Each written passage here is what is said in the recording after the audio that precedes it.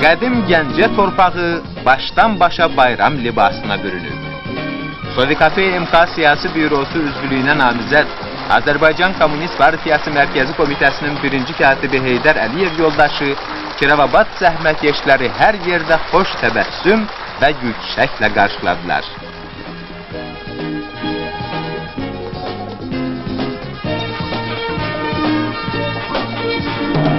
Heydər Əliyev yoldaş burada bir sıra tikinti obyektlərində, mədəniyyət ocaqlarında olmuş, əldə edilən yeni nailiyyətlərlə tanış olmuş, şəhər sakinləri ilə mehribancasına söhbətlər etmişdir.